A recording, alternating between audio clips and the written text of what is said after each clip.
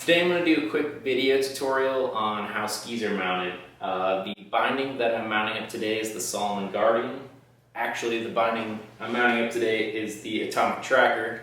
Those are the same bindings, kind of just a different version of them. This one is a 16 din binding. Comes in two options, a size small and a size large. The small goes from 265 to 328. And the large goes to 305 to 368, and that's the boot sole lengths that those bindings will take.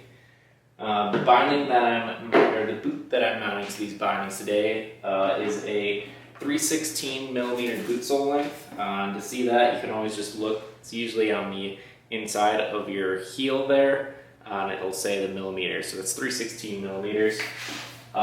Because of that, you could actually put this boot with either of these bindings and it'd work just fine because it's right in the middle of those ranges.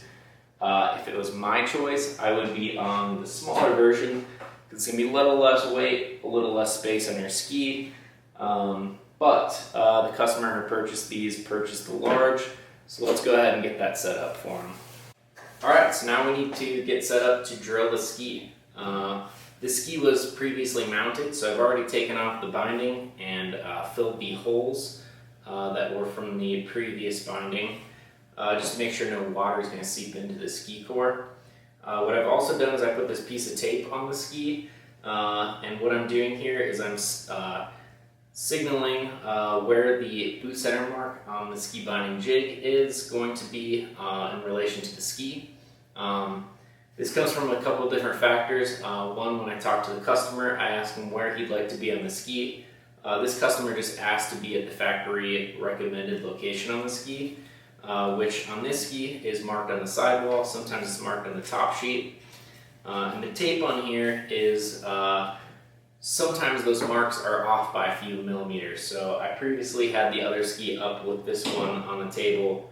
I measured off the tail on each ski and split any difference on the ski. On this Fisher Watia, it was pretty spot on, and I feel very comfortable with where the factory recommended mark is, but it's always good practice to be double checking those.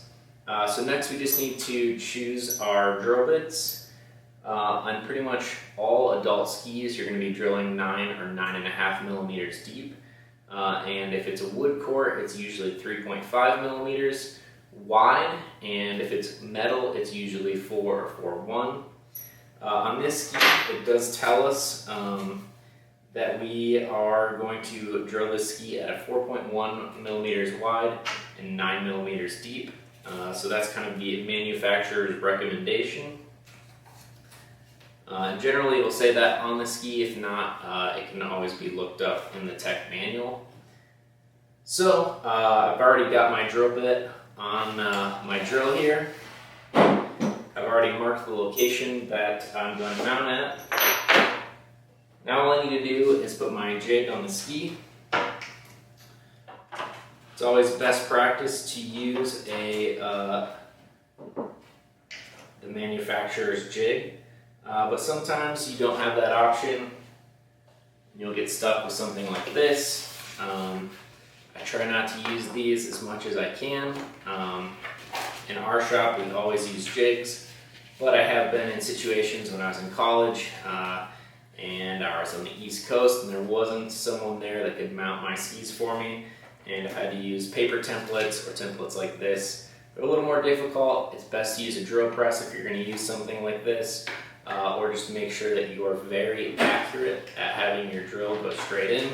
It's really important to have perfect straight holes going into your ski core.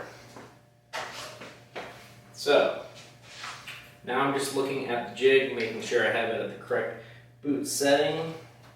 I'm also making sure that the holes don't line up with any of the old holes and that there's a few millimeters between the old holes that were previously drilled in the ski and the new holes I'm going to put in. That's really important for binding retention. Putting a hole right next to another hole is not going to be good on the ski core, and the screw might not have as much retention strength. It could possibly tear out. So that looks all good. We are correctly set. I'm going to go ahead and drill.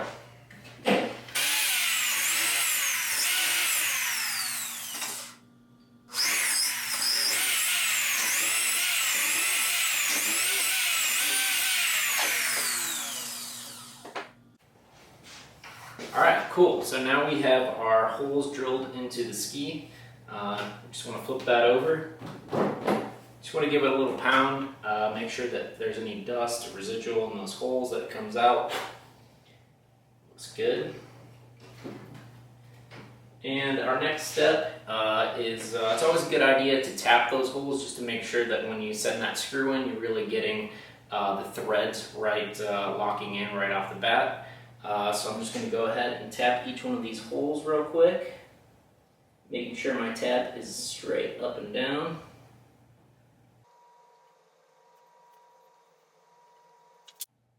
Cool. Sweet. And do that once again. Excellent. Now that we've got our holes drilled and we've tapped each hole, I'm just going to go ahead and add a little bit of glue into each hole. This is primarily for just not allowing water to get in once the screw's there. It's going to make a nice tight seal around the screw threads. It's also going to help lubricate the screw as it goes into the ski. Perfect. Go ahead and take our Guardian or Tracker toe piece, place it on. I'm going to send it in with my drill here, but I got the clutch set really low. Just so that I can do the last couple cranks by hand.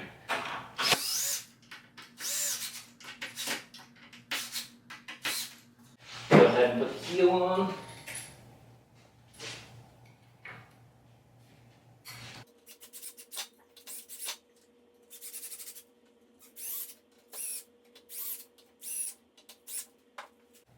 Alright, so I just finished tightening it down with the screwdriver here. I'm going to do the last couple cranks by hand. Ideally, you'd have a torque measuring screwdriver. I don't have one on hand with me tonight to show you, but my elbow is going to be our torque wrench for the rest of this video.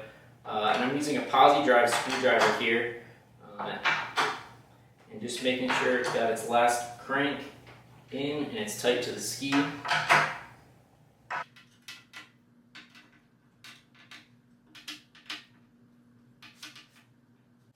Excellent. And now it's just time to assemble the rest of the binding. So we'll go ahead and stick the toe in, make sure it slides right into that slot. You can bring this pin through. Sometimes you got to use a little bit of force to squeeze it in there. Alright, got the pin through. I'm going to go ahead.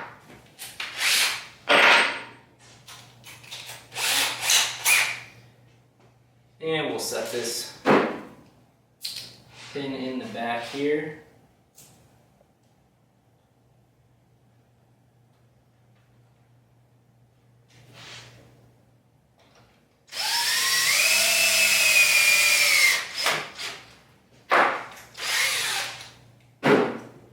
And it's always nice using power tools, but it's best to make sure that you do those last couple turns by hand so that you know that you got the correct tension on that hole and you're not on that screw and you're not going to strip anything.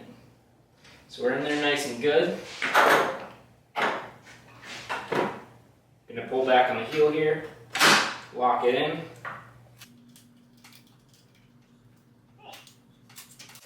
And this ski is now mounted. What we have left to do is go ahead and set the boot in and set the toe height and the forward pressure. But that's it for today.